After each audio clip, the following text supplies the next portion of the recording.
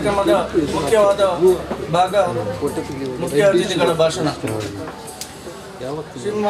ಸನ್ಮಾನ್ಯ Vedamurthy IPS police ಅಧೀಕ್ಷಕರು, ನಾಗರಿಕ ಹಕ್ಕು ಜಾರಿ ಜೀವನ ಪೂರ್ತಿ ದಿನನಿತ್ಯ ಬೆಳಗ್ಗೆ ಅಥವಾ ಸಂಜೆ 1 ಗಂಟೆ ಇದಕ್ಕಾಗಿ ಮೀಸಲಿಡಬೇಕು.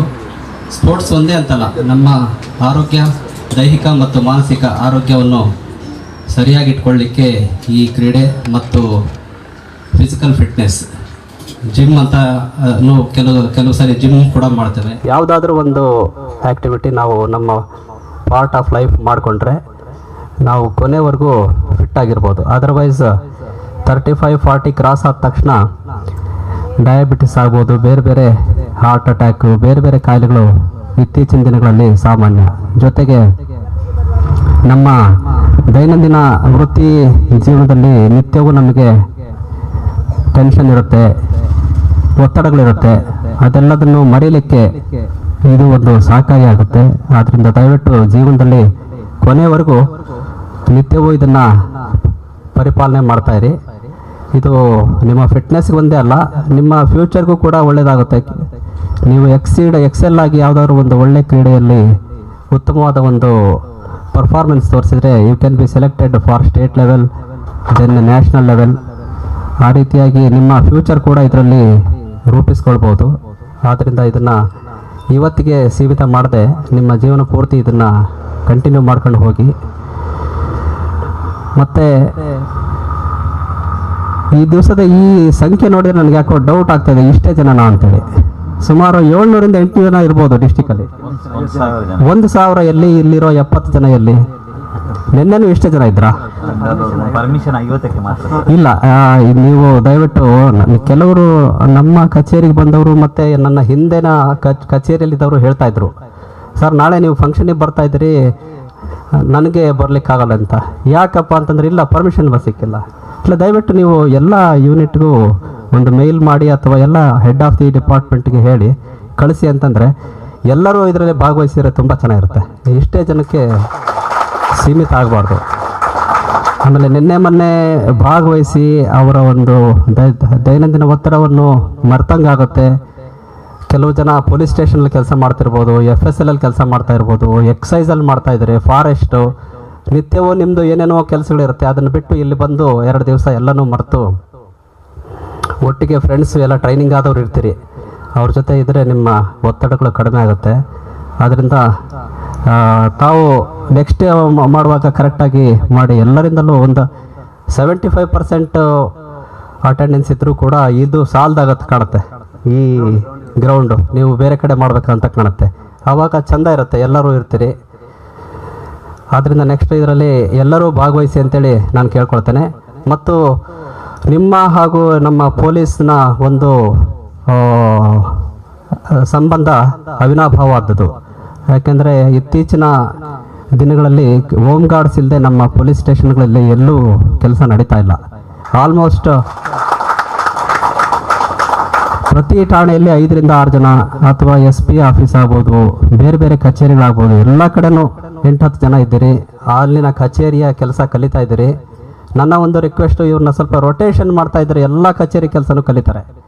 ಜೊತೆಗೆ ಕಮ್ಯುನಿಕೇಷನ್ ಸ್ಕಿಲ್ ಇಂಪ್ರೂವ್ಮೆಂಟ್ ಆಗುತ್ತೆ. ಎಲ್ಲ ಅಧಿಕಾರಿಗಳೊಡನೆ, ಬೇರೆ ಬೇರೆ ಕೆಲಸಗಾರರೊಡನೆ ನೀವು ಬೆರೆತು ಅಲ್ಲಿನ ಕೆಲಸ ಕಲಿತೀರಿ. ಅದರಿಂದ ನೀವು ಅಷ್ಟಕ್ಕೆ ನಿಮ್ಮ ಫ್ಯೂಚರ್ನ ಸೀಮಿತ ಮಾಡ್ಕೋಬೇಡಿ. ಎಷ್ಟೋ ಜನ ಡಿಗ್ರಿ ಹೋಲ್ಡರ್ಸ್ ಇದ್ದೀರಿ, ದಯವಿಟ್ಟು ಬೇರೆ ಬೇರೆ ಕಾಂಪಿಟೇಟಿವ್ ಎಕ್ಸಾಮ್ಸ್ಗೆ ಓದಿ.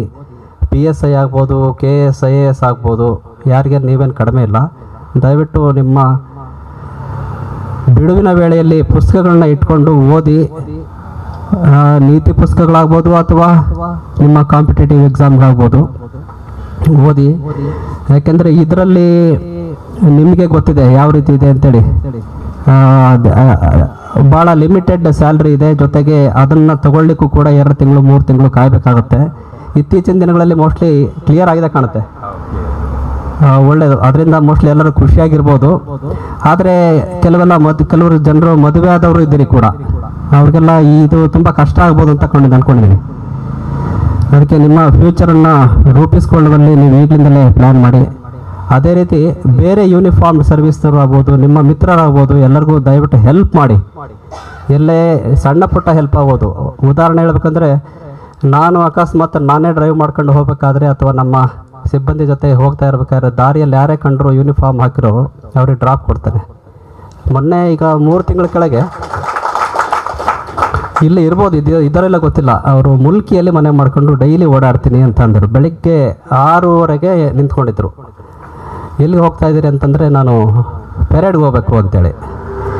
ಗೊತ್ತಾಯ್ತು ನನಗೆ ಮೋಸ್ಟ್ಲಿ ಇವರು ಹೋಮ್ ಗಾರ್ಡ್ಗೆ ಹೋಗ್ತಾರೆ ಅಂತೇಳಿ. ನಾನು KPTಯಿಂದ ಇಲ್ಲಿವರೆಗೂ ಒಂದು ಡ್ರಾಪ್ ಕೊಟ್ಟೆ. ಅದು ಆವಾಗ ಅವ್ರ ಕಷ್ಟ ಹೇಳ್ಕೊಳ್ತಾ ಇದ್ರು, ಸರ್ ಮಕ್ಕಳು ನನಗೆ 2 ಹೆಣ್ಮಕ್ಳು, ನಾನು ಉತ್ತರ ಕರ್ನಾಟಕದಿಂದ ಬಂದಿದ್ದೀನಿ, ಸಿಗೋ ಸಂಬಳದಲ್ಲೇ ಮಕ್ಕಳಿಗೆ ಒಳ್ಳೆ ಕಾಲೇಜಿಗೆ ಸೇರಿಸಿ ಓದಿಸ್ತಾ ಇದ್ದೀನಿ, ಆದರೂ ಕಷ್ಟಪಟ್ಕೊಂಡು ಓದಿಸ್ತಾ ಇದ್ದೀನಿ ಮಕ್ಕಳಿಗೆ, ಈ ಸ್ಯಾಲ್ರಿ ಸಾಲದು ಅಂತ ಹೇಳ್ತಿದ್ರು. ಅದು ನಿಜನೇ. ಜೊತೆಗೆ ಅವರಿಗೆ ಎಲೆಕ್ಷನ್ ಡ್ಯೂಟಿ ಹಾಕಿದ್ರು. ನಾರ್ತ್ ಈಸ್ಟ್ಗೆಲ್ಲ ಹೋಗಿದ್ರೆ ಕಾಣುತ್ತೆ, ನೀವೆಲ್ಲ ಹೋಗಿ ಬಂದ್ರಿ ಕಾಣುತ್ತೆ, ಮಧ್ಯಪ್ರದೇಶ. ಅದರಿಂದ ನನಗೆ ಬಿಡುಗಡೆ ಕೊಡಿಸಿ ಅಂತಂದರು. ಅದಕ್ಕೆ ನಾನು ಇಂಟರ್ಫಿಯರ್ ಆಗೋದಿಲ್ಲಪ್ಪ, ನಿಮ್ಮ ಕೆಲಸ ನೀವು ಮಾಡಬೇಕಾಗತ್ತೆ ಅಂತ ನಾನು ಹೇಳಿದೆ. ಯಾಕೆ ಹೇಳಿದೆ ಅಂದರೆ ಹೆಲ್ಪ್ ಮಾಡಿ ಅಷ್ಟೇ, ಕೈಲಾದದ್ದು ಸಣ್ಣ ಪುಟ್ಟ ಸಹಾಯಗಳು ನಮ್ಮ ಯೂನಿಫಾರ್ಮ್ ಸರ್ವಿಸ್ ನಾವೇ ಹೆಲ್ಪ್ ಮಾಡಿಕೊಂಡ್ರೆ ಇನ್ನೂ ಚೆನ್ನಾಗಿರ್ಬೋದು. ಮತ್ತು ದಯವಿಟ್ಟು ನಿಮಗೆ ಖಾಕಿ ಯೂನಿಫಾರ್ಮ್ ಸಿಕ್ಕಿದೆ ಅಂತೇಳಿ ಮಿಸ್ಯೂಸ್ ಮಾಡಬೇಡಿ. ಲಾಸ್ಟ್ ಒಂದು ಮೀಟಿಂಗಲ್ಲೂ ಕೂಡ ನಾನು ಇದನ್ನು ಹೇಳಿದ್ದೆ. ಮತ್ತು ಆಲ್ಮೋಸ್ಟ್ ನೀವು ಪೊಲೀಸ್ ಯೂನಿಫಾರ್ಮ್ಗೆ ಸಿಮಿಲಾರಿಟಿ ಇರೋದ್ರಿಂದ ನಿಮ್ಮ ಜನ ನೋಡಿದ ತಕ್ಷಣ ನಿಮ್ಮನ್ನ ಪೊಲೀಸ್ ಅಂತಲೇ ಅಂದ್ಕೊಳ್ತಾರೆ. ಅದಕ್ಕೆ ನಿಮ್ಮ ಬಿಹೇವಿಯರು ತುಂಬ ಚೆನ್ನಾಗಿರಲಿ. ಎಲ್ಲರೂ ನಿಮ್ಮನ್ನು ಅಬ್ಸರ್ವ್ ಮಾಡ್ತಾ ಇರ್ತಾರೆ, ಪೊಲೀಸ್ ಅಂತಲೇ ಅಂದ್ಕೊಂಡಿರ್ತಾರೆ. ಆದ್ದರಿಂದ ಬಿಹೇವಿಯರ್ ಚೆನ್ನಾಗಿರಲಿ. ಮತ್ತು ಲೂಸ್ ಟಾಕ್ ಆಗ್ಬೋದು, ಲೂಸ್ ಬಿಹೇವಿಯರ್ ದಯವಿಟ್ಟು ಮಾಡಬೇಡಿ. ಮತ್ತು ಯೂನಿಫಾರ್ಮ್ ಹಾಕಿದ ಮೇಲೆ ಕರೆಕ್ಟ್ ಬಿಹೇವಿಯರ್ ಇರಬೇಕು.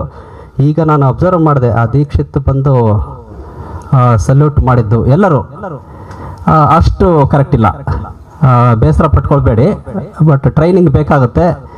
ಪೆರೇಡ್ ಸೋಮವಾರ ಶುಕ್ರವಾರ ಮಾಡ್ತೀರಿ ಕಾಣುತ್ತೆ, ಗೊತ್ತಿಲ್ಲ ನನಗೆ ಯಾವತ್ತು ಮಾಡ್ತೀರಿ ಅಂತೇಳಿ. ಮಾಡುವಾಗ ಅಟೆನ್ಷನ್ ಆಗ್ಬೋದು. ಬಂದು ನೀವು ಒಮ್ಮೆ ಇಲ್ಲಿ ನಿಂತಿರಿ ಅಂದರೆ ಶೂ ಸೌಂಡ್ ಹೇಗೆ ಬರಬೇಕು ಅಂದರೆ ಮುಂದೆ ನಿಂತವ್ರಿಗೆ ಆಶ್ಚರ್ಯ ಆಗಬೇಕು. ನಿಮಗೆ ಸ್ವಲ್ಪ ಕಿರಿಕಿರಿ ಅನಿಸುತ್ತೆ, ಸ್ವಲ್ಪ ಟ್ರೈನಿಂಗ್ ಪಕ್ಕ ನಿಮಗೆ ಕದಂ ತಾಲ ಏನಂತಾರೆ ಅದನ್ನ ಮಾರ್ಕ್ ಟೈಮ್ ಮಾಡಿಸಿದ್ರೆ ನಿಮಗೆ ಬರುತ್ತದು. 1 ಗಂಟೆ ಮಾರ್ಕ್ ಟೈಮ್ ಮಾಡಿಸಿ, ಜೊತೆಗೆ ಡಬಲ್ ಮಾರ್ಕ್ ಟೈಮ್ ಮಾಡಿಸಿದ್ರೆ ಕರೆಕ್ಟ್ ಆಗುತ್ತೆ. ಅವರು ಫಿಟ್ ಇರ್ತಾರೆ, ಅಟೆನ್ಷನ್ ಕೂಡ ಕರೆಕ್ಟ್ ಇರುತ್ತೆ, ಸಲ್ಯೂಟು ಕೂಡ ಪಕ್ಕ ಇರುತ್ತೆ. ಪೊಲೀಸ್ಗೂ ನಿಮಗೂ ಡಿಫ್ರೆನ್ಸೇ ಇರೋದಿಲ್ಲ. ಮತ್ತು ನಾನು ಲಾಸ್ಟ್ ಇಯರ್ ಅಡಿಷನಲ್ SP ಇದ್ದಾಗ ಕೆಲವರೆಲ್ಲ ಬ್ಲ್ಯಾಕ್ ಬೆಲ್ಟ್ ಹಾಕ್ತಾಯಿದ್ರು. ಬ್ಲ್ಯಾಕ್ ನಮ್ಮ ಪೊಲೀಸ್ ಹಾಕ್ತಾರೆ, ಕೊಟ್ಟಿಲ್ಲ ಅಂತೆಲ್ಲ ಹೇಳ್ತಿದ್ರು. ಮತ್ತು ನಾನು ಮಾತಾಡಿದೆ, ಕಮಾಂಡೆಂಟ್ ಸಾಹೇಬ್ರಿಗೆ ಮಾತಾಡಿ ಹೇಳಿದ್ದೆ ಅವಾಗ ಒಮ್ಮೆ, ಎಲ್ಲರೂ ಈಗ ಬ್ರೌನ್ ಬೆಲ್ಟೇ ಹಾಕ್ತೀರಿ ಕಾಣುತ್ತೆ. ಒಳ್ಳೆಯದು, ನಿಮ್ಮ ಯೂನಿಫಾರ್ಮ್ ಬಗ್ಗೆ ನಿಮಗೆ ಒಂದು ಹೆಮ್ಮೆ ಇರಲಿ, ಇನ್ಫೀರಿಯಾರಿಟಿ ಕಾಂಪ್ಲೆಕ್ಸ್ ಬೇಡ.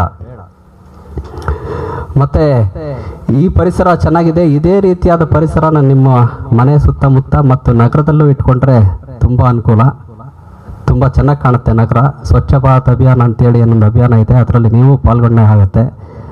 ಸಾಧ್ಯವಾದಷ್ಟು ಪ್ಲಾಸ್ಟಿಕ್ ಬಳಕೆ ಕಡಿಮೆ ಮಾಡಿ. ಯಾಕೆ ಹೇಳ್ತಾ ಇದ್ದೀನಿ ಅಂದರೆ ಲಾಸ್ಟ್ 4 ಮಂತ್ಸ್ ಬ್ಯಾಕ್ ಮಡಿಕೇರಿಯಲ್ಲೂ ಮತ್ತು ಕೇರಳದಲ್ಲಿ ಆದ ಫ್ಲಡ್ನಲ್ಲಿ ಸಾಕಷ್ಟು ಪ್ಲಾಸ್ಟಿಕ್ ತೇಲಿ ಬಂದು ರಸ್ತೆಗಳೆಲ್ಲ ಇತ್ತು. ಅದಕ್ಕೆ ಫ್ಲಡ್ ಆಗಿದ್ದಕ್ಕೆ ಇನ್ನೊಂದು ಕಾರಣ ಮರಗಳನ್ನ ಕಡಿದಿದ್ದು.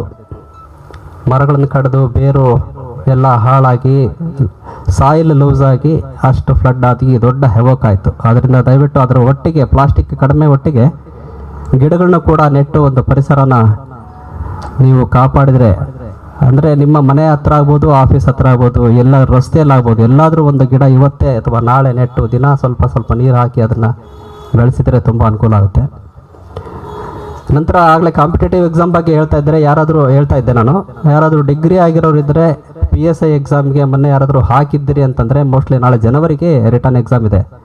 ಅಂಥವ್ರು ಯಾರಾದರೂ ಇದ್ದರೆ ನಮ್ಮ ಕಚೇರಿಯಲ್ಲಿ ಪುಸ್ತಕಗಳಿದೆ, ನಾನು ಕೂಡ ಒಂದು ಅರ್ಧ ಗಂಟೆ ನಿಮಗೆ ಟೀಚ್ ಮಾಡ್ತೇನೆ, ಯಾರಾದರೂ ಇಂಟ್ರೆಸ್ಟ್ ಇದ್ದರೆ. ಅದೊಂದೇ ಅಲ್ಲ, ಕಾನ್ಸ್ಟೇಬಲ್ ಸೆಲೆಕ್ಷನ್ಗೂ ಕೂಡ ಏಜ್ ಲಿಮಿಟ್ಟು 25-26 ಇದೆ. ಅಷ್ಟರ ಒಳಗಿರೋಂಥವ್ರು ದಯವಿಟ್ಟು ಓದಿ.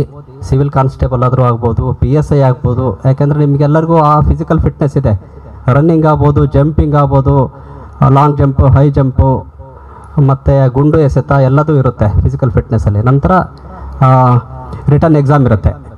ಅದೇನು ನೀವು ಕರೆಕ್ಟಾಗಿ 3 ಮಂತ್ಸ್ 2 ಮಂತ್ಸ್ ಕೂತು ಓದಿದರೆ ನೀವು ಆರಾಮ್ಸೆ PSI ಎಕ್ಸಾಮ್ ಪಾಸ್ ಮಾಡ್ಬೋದು. ಜೊತೆಗೆ ರಿಸರ್ವೇಷನ್ ಇದ್ದರೆ ಇನ್ನೂ ನಿಮಗೆ ಈಸಿ ಆಗುತ್ತೆ. ಆದ್ದರಿಂದ ದಯವಿಟ್ಟು ಓದಿ ನಿಮ್ಮ ಫ್ಯೂಚರ್ನ ಸೆಕ್ಯೂರ್ ಮಾಡ್ಕೊಳ್ಳಿ. ಕೊನೆಯದಾಗಿ ನೀವೆಲ್ಲ ಇಲ್ಲಿ ಇರೋದು ನಮ್ಮ ತಂದೆ ತಾಯಿಯವರಿಂದ, ಅವರು ನಮ್ಮ ದೇವರು. ಅವ್ರನ್ನ ನಿತ್ಯವೂ ನೆನೆಸ್ಕೊಳ್ಳಿ, ಅವ್ರನ್ನ ಚೆನ್ನಾಗಿ ನೋಡ್ಕೊಳ್ಳಿ. ಅದು ನಮ್ಮನ್ನು ಪರೋಕ್ಷವಾಗಿ ಮತ್ತು ಪ್ರತ್ಯಕ್ಷವಾಗಿ ಕಾಪಾಡುತ್ತೆ. ಅವ್ರನ್ನ ನೀವು ನಿರ್ಲಕ್ಷ್ಯ ಮಾಡಬೇಡಿ. ಅವರ ಒಂದು ಆಶೀರ್ವಾದದಿಂದ ನಾವು ನೀವೆಲ್ಲ ಇಲ್ಲಿದ್ದೀವಿ, ಆರೋಗ್ಯದಿಂದ ಇದ್ದೇವೆ, ಚೆನ್ನಾಗಿದ್ದೇವೆ. ಅವರು ಚೆನ್ನಾಗಿದ್ದರೆ ನಾವು ಚೆನ್ನಾಗಿರ್ತೇವೆ. ಆದ್ದರಿಂದ ಅವ್ರಿಗೆ ಗೌರವ ಕೊಡಿ ಮತ್ತು ಅವ್ರನ್ನ ಕೊನೆವರೆಗೂ ಚೆನ್ನಾಗಿ ನೋಡ್ಕೊಳ್ಳಿ ಅಂತ ಕೇಳ್ತಾ, ಈ ಒಂದು ಕಾರ್ಯಕ್ರಮಕ್ಕೆ ಭಾಗವಹಿಸಲಿಕ್ಕೆ ಮತ್ತು ನಿಮ್ಮನ್ನೇ ನನ್ನ ಅನಿಸಿಕೆಗಳನ್ನ ಹಂಚಿಕೊಳ್ಳಲಿಕ್ಕೆ ಅವಕಾಶ ಮಾಡಿಕೊಟ್ಟ ಎಲ್ಲರಿಗೂ ವಂದಿಸ್ತಾ ಮಾತು ಮುಗಿಸ್ತೇನೆ. ನಮಸ್ಕಾರ. ಹಿತಕರವಾದ ಮಾತುಗಳನ್ನಾಡಿದ ಮುಖ್ಯ ಅತಿಥಿಗಳಿಗೆ ಧನ್ಯವಾದಗಳು. ವೇದಿಕೆಯಲ್ಲಿ ಇನ್ನೋರ್ವ ಮುಖ್ಯ ಅತಿಥಿಗಳು ನಮ್ಮೊಂದಿಗಿದ್ದಾರೆ. ಶ್ರೀಮಾನ್ ಸತೀಶ್ ರೈ, ಉಪಾಧ್ಯಕ್ಷರು, ಲಯನ್ಸ್ ಕ್ಲಬ್ ಮಂಗಳೂರು. ಇವರು ಕೂಡ ಒಂದೆರಡು ಮಾತುಗಳನ್ನು ಆಡಬೇಕು ಅಂತ ನಾನು ಅವರಲ್ಲಿ ವಿನಂತಿಸಿಕೊಳ್ಳುತ್ತಿದ್ದೇನೆ. ಶ್ರೀಮಾನ್ ವೇದಮೂರ್ತಿಯವರು ಹೇಳಿದ ಹಾಗೆ ನಮ್ಮ ದೇಹದ ಆರೋಗ್ಯ ನಮಗೆ ಪ್ರಥಮ. ದೇಹದ ಆರೋಗ್ಯ ಇಲ್ಲದೆ ಯಾವುದೇ ಚಟುವಟಿಕೆಗಳನ್ನು ಮಾಡಲಿಕ್ಕೆ ಆಗುವುದಿಲ್ಲ. ಅಂಥ ಸಂದರ್ಭದಲ್ಲಿ ಗೃಹ ರಕ್ಷಕ ದಳದಲ್ಲಿರುವ ನೀವು ನನಗೆ ಗೊತ್ತಿದ್ದ ಹಾಗೆ ಯಾವುದೇ ಆಪತ್ಕಾಲ ಸಂದರ್ಭದಲ್ಲಿ ಯಾವುದೇ ಸಮಯದ ಮಿತಿ ಇಲ್ಲದೆ ನೀವು ಓಡಾಡಬೇಕಾಗ್ತದೆ.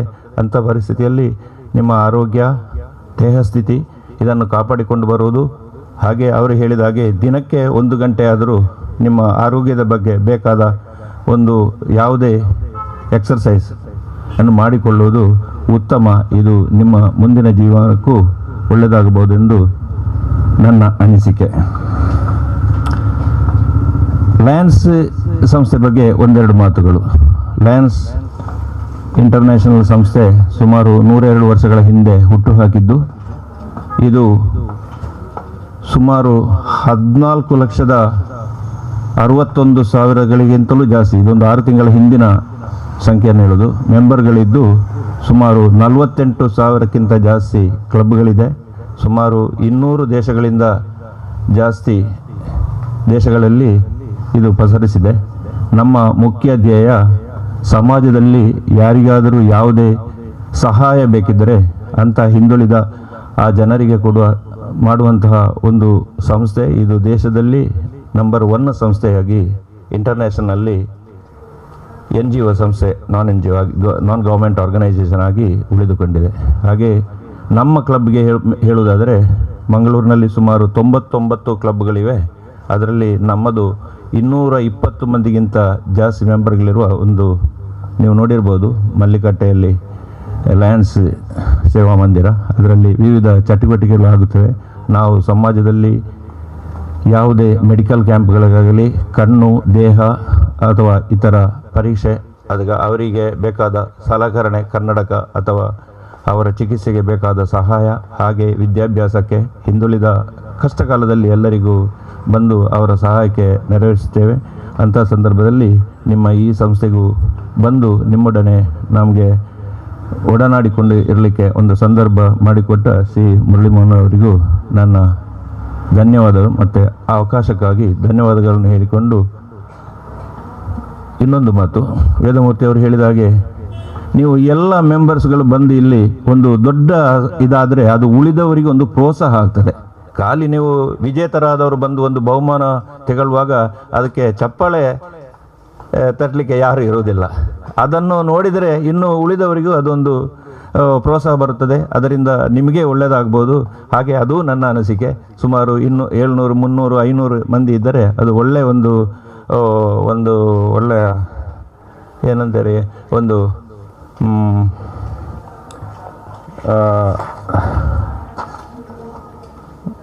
ಚಟುವಟಿಕೆಗಳಿಗೆ ಒಂದು ಕ್ರೀಡಾಕೂಟವಾಗಲಿ ಏನಾದರೂ ಮಾಡಲಿಕ್ಕೆ ಒಳ್ಳೆ ಇದು ಬರಬಹುದು. ಹಾಗೆ ನನ್ನ ಅನಿಸಿಕೆ ಕೂಡ. ನಿಮಗೆಲ್ಲರಿಗೂ ಒಳ್ಳೆಯದಾಗಲಿ. ನಿಮ್ಮ ದೇಹದ ಆರೋಗ್ಯ ಮತ್ತು ನಿಮ್ಮ ಮುಂದಿನ ಯಾವುದೇ ಅಧಿಕಾರ ಆಗಲಿ ಮುಂದುವರಿಯುವಲ್ಲಿ ನಿಮಗೆ ಭಗವಂತನು ಒಳ್ಳೆಯದು ಮಾಡಲಿ ಎಂದು ಪ್ರಾರ್ಥಿಸಿಕೊಂಡು ನನ್ನ ಈ 1-2 ನಿಮಿಷ ಮಾತುಗಳಿಗೆ ಅವಕಾಶ ಕೊಟ್ಟಿದ್ದಕ್ಕಾಗಿ ಅಭಿನಂದಿಸುತ್ತೇನೆ. Thank you. ಧನ್ಯವಾದಗಳು. ಹಾಗೆ ಮುಂದಿನ ಇನ್ನೋರ್ವ ಅತಿಥಿ ನಮ್ಮೊಂದಿಗಿದ್ದಾರೆ, ಶ್ರೀಮತಿ ಮಂಜುಳಾ ಅನಿಲ್ ರಾವ್. ಬಹುಶಃ ಈಗಾಗಲೇ ಇಬ್ಬರು ಗಣ್ಯರು ಸಾಕಷ್ಟು ವಿಷಯಗಳನ್ನು ಹಂಚಿಕೊಂಡಿದ್ದಾರೆ. ಒಬ್ಬ ವ್ಯಕ್ತಿಗೆ ಈಗಾಗಲೇ ಹೇಳಿದ್ರು ಅವರು, ದೈಹಿಕ ಆರೋಗ್ಯ ಮುಖ್ಯ, ಅದಕ್ಕೆ ಸಂಬಂಧಪಟ್ಟಂತಹ ಎಲ್ಲ ಕೆಲಸಗಳನ್ನು ನೀವು ಮಾಡಬೇಕಾಗತ್ತೆ, ಇದರಲ್ಲಿ ಸೇರ್ಕೊಳ್ಬೇಕಾಗತ್ತೆ ಅಂತ ಹೇಳಿ. ಒಬ್ಬ ವ್ಯಕ್ತಿ ಸದೃಢವಾಗಿರಬೇಕು ಅಂತಾದರೆ ದೈಹಿಕ ಆರೋಗ್ಯದ ಜೊತೆಗೆ ಮಾನಸಿಕ ಆರೋಗ್ಯ ಕೂಡ ತುಂಬ ಮುಖ್ಯವಾಗಿರ್ತದೆ. ಯಾಕೆ ಈ ಮಾತನ್ನು ಹೇಳ್ತಾ ಇದ್ದೇನೆ ಅಂತ ಹೇಳಿದರೆ, ಬಹುಶಃ ಇವತ್ತಿನ ದಿನ ಹೇಗಿದೆ ಅಂತ ಹೇಳಿದರೆ, ನಾವೆಲ್ಲರೂ ಬದುಕ್ತಾ ಇರುವಂಥದ್ದು ಒತ್ತಡದಲ್ಲಿ ಬದುಕ್ತಾ ಇದ್ದೇವೆ. ನಾವು ನೆಮ್ಮದಿ ಅನ್ನೋದು ನಮ್ಮ ಹತ್ರ ಯಾರ ಹತ್ರನೂ ಇಲ್ಲ. ಎಲ್ಲಿಗೆ ಹೋಗಿದೆ ಅಂತ ಕೇಳಿದರೆ ನಾವಾಗಿ ಕಳ್ಕೊಂಡಿದ್ದೇವೆ ಅನ್ನುವಂತಹ ಉತ್ತರ ಖಂಡಿತ ನಮ್ಮಲ್ಲೇ ಇರ್ತದೆ. ಅದನ್ನು ಹೇಗೆ ಹಿಂದೆ ಪಡ್ಕೊಳ್ಬೇಕು? ಬಹುಶಃ ನಾವೆಲ್ಲರೂ ಸಣ್ಣ ಸಣ್ಣ ವಿಷಯಗಳಿಗೆ ಬಹಳ ಬೇಗ ಕೋಪವನ್ನು ಮಾಡ್ಕೊಳ್ತೇವೆ, ಸಣ್ಣ ಸಣ್ಣ ವಿಷಯಗಳಿಗೆ ತಲೆ ಕೆಡಿಸ್ಕೊಳ್ತೇವೆ. ಸಮಸ್ಯೆ ಯಾರಿಗಿಲ್ಲ? ಎಲ್ರಿಗೂ ನಮಗೆ ಸಮಸ್ಯೆಗಳಲ್ಲಿ ಬದುಕೋರು. ಆದರೆ ಅದನ್ನು ನಾವು ಸ್ವಲ್ಪ ವಿಮರ್ಶೆ ಮಾಡಲಿಕ್ಕೆ ಹೋದರೆ, ಇವತ್ತಿನವರೆಗೆ ಬಂದ ಸಮಸ್ಯೆಗಳು ಯಾವತ್ತಾದರೂ ಸಮಸ್ಯೆಗಳಾಗಿ ಉಳಿದಿದೆಯಾ ಅನ್ನೋದನ್ನು ನಾವು ಹಿಂದೆ ಅವಲೋಕನ ಮಾಡಿದರೆ ಖಂಡಿತ ಇಲ್ಲ. ಯಾವುದೋ ಒಂದು ರೀತಿಯಲ್ಲಿ ಅದು ಪರಿಹಾರ ಆಗಿದೆ. ಆದರೂ ಕೂಡ ಎಟ್ ಪ್ರೆಸೆಂಟ್ ನಮ್ಮ ಎದುರುಗಡೆ ಇರುವಂತಹ ಸಮಸ್ಯೆಗಳಿಗೆ ಬಹಳ ತಲೆ ಕೆಡಿಸ್ಕೊಳ್ತೇವೆ, ನಮ್ಮ ನಿದ್ದೆ ಬಿಡ್ತೇವೆ, ಊಟ ಬಿಡ್ತೇವೆ, ಎದುರುಗಡೆ ಇರುವವರ ಮೇಲೆ ಕೋಪ ಮಾಡ್ಕೊಳ್ತೇವೆ. ಬಹುಶಃ ಇದನ್ನೆಲ್ಲ ಬದಿಗಿಟ್ಟು ನನಗೆ ಬದುಕಲಿಕ್ಕೆ ಆಗುತ್ತೆ, ಸಮಸ್ಯೆಯನ್ನು ಪರಿಹಾರ ಮಾಡಿಕೊಳ್ಳಿಕ್ಕೆ ಆಗ್ತದೆ ಅಂತ ನಾನು ಯೋಚನೆ ಮಾಡಿದರೆ ಮಾನಸಿಕವಾಗಿ ನಾನು ಗಟ್ಟಿಯಾಗಿರಲಿಕ್ಕೆ ಸಾಧ್ಯ ಆಗುತ್ತೆ. ಬಹುಶಃ ನಾವೆಲ್ಲರೂ ಆಲೋಚನೆ ಮಾಡುವಂಥದ್ದು, ಈಗಾಗಲೇ ಗಣ್ಯರು ಹೇಳಿದಾಗೆ ನಮಗೆ ಸಿಗುವಂಥ ಏನು ಸಂಪತ್ತಿದೆ, ನಮ್ಮ ಸಂಬಳ ಇದೆ, ಅದು ತುಂಬ ಕಡಿಮೆ ಇರಬಹುದು. ಆದರೆ ಆ ಕಡಿಮೆ ಸಂಬಳದಲ್ಲಿ ಹೇಗೆ ಉತ್ತಮವಾದ ಜೀವನವನ್ನು ಮಾಡ್ಕೊಳ್ಬೇಕು ಅನ್ನೋದನ್ನು ನಿರೂಪಣೆ ಮಾಡ್ಕೊಳ್ಳುವಂಥದ್ದು ನಮ್ಮ ಕೈಯಲ್ಲಿ ಕೂಡ ಇದೆ. ಆದ್ದರಿಂದ ಯಾವಾಗ ನಾವು ಖಾಲಿ ನಾನು ನನ್ನ ಮನೆ ಅನ್ನೋದನ್ನು ಮಾತ್ರ ಬಿಟ್ಟು, 4 ಜನ ಮಾತ್ರ ಇರುವ ಮನೆಯನ್ನು ಬಿಟ್ಟು, ಬಹುಶಃ ನಾವು ಎಲ್ಲಿ ಕೆಲಸ ಮಾಡ್ತಾ ಇದ್ದೇವೆ, ಯಾವ ಯೂನಿಟಲ್ಲಿದ್ದೇವೆ, ಅವರೆಲ್ಲರೂ ನಮ್ಮ ಮನೆಯವರು, ನಮ್ಮ ಕುಟುಂಬ, ನಾವೆಲ್ಲರೂ ಒಂದು ಅನ್ನೋದನ್ನು ಆಲೋಚನೆ ಮಾಡಿದರೆ ಬಹುಶಃ ಈ ನಮ್ಮ ಸಮಾಜ ಉದ್ಧಾರ ಆಗಲಿಕ್ಕೆ ನಿಮ್ಮ ಮೂಲಕ ಒಂದು ದಾರಿ ಆಗ್ತದೆ ಅಂತ ಹೇಳಲಿಕ್ಕೆ ಇಚ್ಛೆ ಪಡ್ತೇನೆ. ಆದ್ದರಿಂದ ಪ್ರತಿಯೊಂದು ಕೆಲಸ ಮಾಡುವಾಗಲೂ ಮನಸ್ಸಿಟ್ಟು ಕೆಲಸ ಮಾಡುವ ನಾವು, ಇದು ನಮ್ಮ ದೇಶ, ನಮ್ಮ ಸಮಾಜ, ಇದರ ಅಭಿವೃದ್ಧಿಗೆ ನನ್ನಿಂದ ನಾನು ಏನು ಕೊಡಲಿಕ್ಕಾಗುತ್ತೆ, ಆ ಕಡೆಯಿಂದ ಏನು ಬರುವ ಬದಲು ನನ್ನಿಂದ ನಾನೇನು, ಈಗಾಗಲೇ ಶ್ರೀಯುತ ವೇದಮೂರ್ತಿಯವರು ಹೇಳಿದರು, ಯಾರಾದರೂ ಸಿಕ್ಕಿದರೆ ಅವರನ್ನು ಡ್ರಾಪ್ ಮಾಡಿ. ಖಂಡಿತ ಇದು ತುಂಬ ಶ್ಲಾಘನೀಯ, ನಾವೆಲ್ಲರೂ ಮಾಡಬೇಕಾಗಿರುವಂಥದ್ದು. ನಾವು ಮುಖ ತಿರುಗಿಸಿಕೊಂಡು ಹೋಗ್ತೇವೆ, ಅದರ ಬದಲು ನಾವು ನಗುಮುಖದಿಂದ ಅವರನ್ನು ಸಹಾಯ ಹಸ್ತ ಚಾಚೋದ್ರಿಂದ ಬಹುಶಃ ನಮ್ಮಲ್ಲಿ ಒಗ್ಗಟ್ಟು ಬೆಳೀಲಿಕ್ಕೆ ಸಾಧ್ಯ ಆಗುತ್ತೆ. ನಮ್ಮನ್ನು ಮೀರಿಸಲಿಕ್ಕೆ ಯಾರಿಗೂ ಸಾಧ್ಯ ಆಗಲಿಕ್ಕಿಲ್ಲ. ಆದ್ದರಿಂದ ಎಲ್ಲರೂ ಒಂದೇ ಕುಟುಂಬದವರಾಗಿ ಈ ಸಮಾಜವನ್ನು, ಈ ರಾಷ್ಟ್ರವನ್ನು, ಈ ದೇಶವನ್ನು ಉದ್ಧಾರ ಮಾಡುವಲ್ಲಿ ನಮ್ಮೆಲ್ಲರ ಪಾತ್ರ ಮುಖ್ಯ. ಅದನ್ನು ನೆರವೇರಿಸುವ ಅಂತ ಹೇಳ್ತಾ ಈ ಒಂದು ಅವಕಾಶಕ್ಕೆ ನನಗೆ ಮಾತಾಡಲಿಕ್ಕೆ ಕೊಟ್ಟದಕ್ಕೆ ನಿಮ್ಮೆಲ್ಲರಿಗೂ ಧನ್ಯವಾದವನ್ನು ಹೇಳ್ತಾ, ಯಾರೆಲ್ಲ ವಿಜೇತರಿದ್ದೀರಿ ಅವರೆಲ್ಲರಿಗೂ ಅಭಿನಂದನೆಯನ್ನು ಹೇಳ್ತಾ ನನ್ನ 2 ಮಾತನ್ನು ಮುಗಿಸ್ತಾ ಇದ್ದೇನೆ. ಜೈ ಹಿಂದ್. ಮೆಚ್ಚುವಂಥ ಮಾತುಗಳನ್ನಾಡಿದ ಅತಿಥಿಗಳಿಗೆ ಧನ್ಯವಾದಗಳು. ಇನ್ನು ಮುಂದಿನ ಕಾರ್ಯಕ್ರಮ ಅಧ್ಯಕ್ಷರ ಭಾಷಣ. ನಾನು ಡಾಕ್ಟರ್ ಮುರಳಿ ಮೋಹನ್ ಚುಂತರ್, ಸಮಾದೇಷ್ಟರು, ಜಿಲ್ಲಾ ಗೃಹ ರಕ್ಷಕ ದಳ, ದಕ್ಷಿಣ ಜಿಲ್ಲೆ ಮಂಗಳೂರು, ಇವರನ್ನು ವಿನಂತಿಸಿಕೊಳ್ಳುತ್ತಿದ್ದೇನೆ. ಯಾಕೋ ಕಳೆದ 4-5 ದಿನಗಳಿಂದ ಬಹಳಷ್ಟು ಚಳಿ ಇತ್ತು. ಇವತ್ತು ನಮ್ಮೆಲ್ಲರ ಬೆವರು ಇಳಿಸ್ತಾ ಇದೆ. ಬಹುಶಃ ಈ ವೆದರ್ ಬಹಳ ಫ್ಲಕ್ಚುಯೇಷನ್ ಆಗ್ತಾ ಇದೆ. ಇವತ್ತು ಚಳಿ ಇದ್ದಿದ್ರೆ ಬಹುಶಃ ಒಳ್ಳೇದಾಗ್ತಿತ್ತೇನೋ. ನಾವು ಹೊರಾಂಗಣದಲ್ಲಿ ಒಂದು ಫ್ಯಾನ್ ಇಲ್ಲದೆ ಇಲ್ಲಿ ಬೆವರುತ್ತಾ ಕೂತಿದ್ದೇವೆ. ಆದರೆ ಬೆವರುದು ಆರೋಗ್ಯಕ್ಕೆ ಒಳ್ಳೆಯದು ಅಂತ ಹೇಳಕ್ಕೆ ನಾನು ಇಚ್ಛೆ ಪಡ್ತೇನೆ. ನಮ್ಮ ಕ್ರೀಡಾಕೂಟದಲ್ಲಿ ನಮ್ಮನ್ನು ಬೆವರಿಳಿಸ್ತಾ ಇದೆ. ನಮ್ಮ ಮಂಗಳೂರಿನ ವೆದರ್ ಒಂದು ದಿವಸ ಬಿಸಿಲು, ಒಂದು ದಿವಸ ಮಳೆ, ಒಂದು ದಿವಸ ಚಳಿ, ಆ ಥರ ಆಗ್ತಾ ಇದೆ. ಅದೇನೇ ಇರಲಿ, ಕ್ರೀಡಾಕೂಟಗಳ ಬಗ್ಗೆ ಒಂದು ದೈಹಿಕ ಪರಿಶ್ರಮ, ದೈಹಿಕ ಆರೋಗ್ಯವನ್ನು ಹೆಚ್ಚಿಸ್ತದೆ ಅಂತ ಎಲ್ಲ ಅತಿಥಿಗಳು ಗಣ್ಯರು ಅಭಿಪ್ರಾಯಪಟ್ಟಿದ್ದಾರೆ. ಮಾನಸಿಕ ಆರೋಗ್ಯವನ್ನು ಹೆಚ್ಚುತ್ತದೆ ಅಂತ ಹೇಳಿ ಮೇಡಮ್ ಅವರು ತುಂಬ ಚೆನ್ನಾಗಿ ಹೇಳಿದರು. ಇದರ ಜೊತೆಗೆ ನಮಗೆ ಬದುಕಿನ ಪಾಠವನ್ನು ಕಲಿಸ್ತದೆ. ಸೋಲನ್ನು ಗೆಲುವನ್ನು ಸಮಾನವಾಗಿ ಸ್ವೀಕರಿಸಬೇಕು ಅಂತ ಒಂದು ಪಾಠವನ್ನು ನಮಗೆ ಈ ಆಟ ಕಲಿಸ್ತದೆ. ಇವತ್ತು ಗೆದ್ದವರು ಪದಕ ಪಡಿತಾರೆ, ಇವತ್ತು ಸೋತವರು ನಾಳೆ ಪುನಃ ಗೆಲ್ತೇನೆ ಅಂತ ಹೇಳಿ ಛಲ ಪಟ್ಕೊಂಡು ನಾಳೆ ಪುನಃ ಆಟದಲ್ಲಿ ಬರ್ತಾರೆ. ಸೋಲೆ ಗೆಲುವಿನ ಸೋಪಾನ, ಆಟದಲ್ಲಿ ಸೋಲು ಗೆಲುವು ಇದ್ದದ್ದೇ.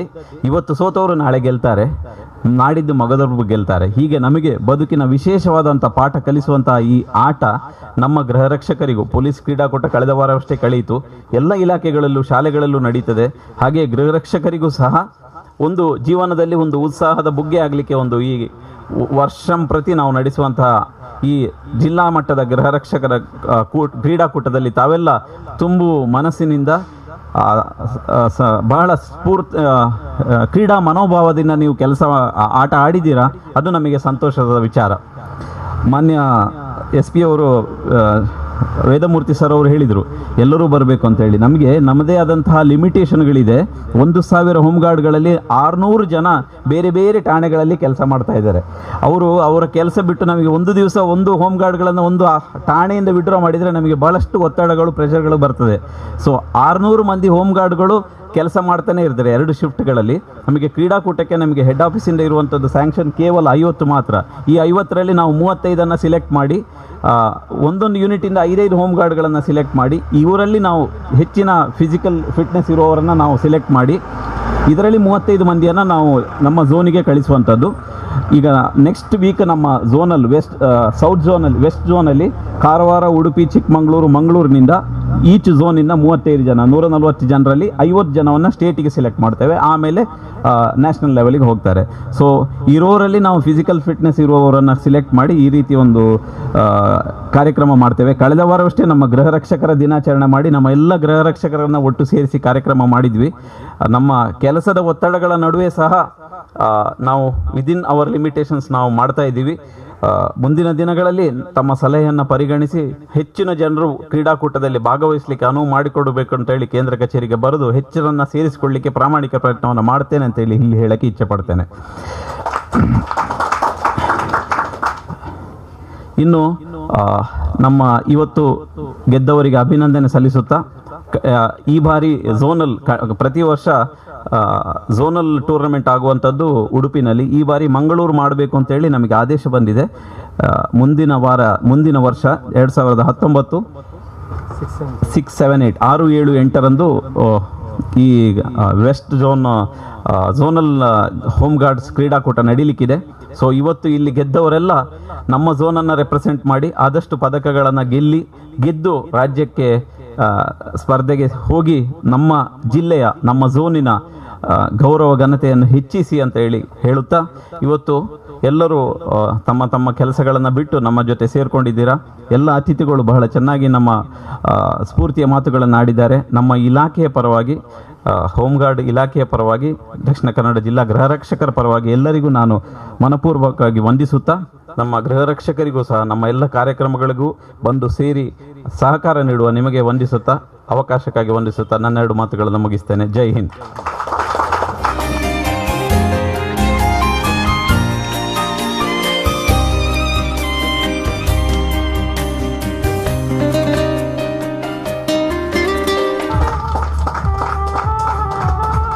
ದಕ್ಷಿಣ ಕನ್ನಡ ಜಿಲ್ಲಾ ಗೃಹ ರಕ್ಷಕ ದಳದ ಒಂದು ಜಿಲ್ಲಾ ಮಟ್ಟದ ವೃತ್ತಿಪರ ಕ್ರೀಡಾಕೂಟದ ಈ ಸಮಾರಂಭದಲ್ಲಿ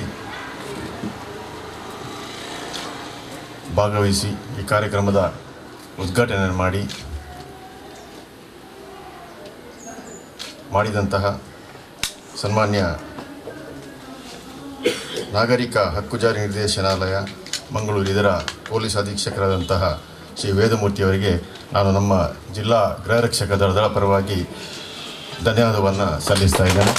ಈ ಕಾರ್ಯಕ್ರಮದಲ್ಲಿ ಭಾಗವಹಿಸಿ ತಮ್ಮನ್ನು ಉದ್ದೇಶಿಸಿ ಒಳ್ಳೆಯ ಹಿತವಚನವನ್ನು ನೀಡಿದ್ದಾರೆ. ಈ ಸಂದರ್ಭದಲ್ಲಿ ನಾನು ನಮ್ಮ ಗೃಹ ರಕ್ಷಕ ದಳದ ಪರವಾಗಿ ಧನ್ಯವಾದವನ್ನು ಸಲ್ಲಿಸ್ತಾ ಇದ್ದೇನೆ.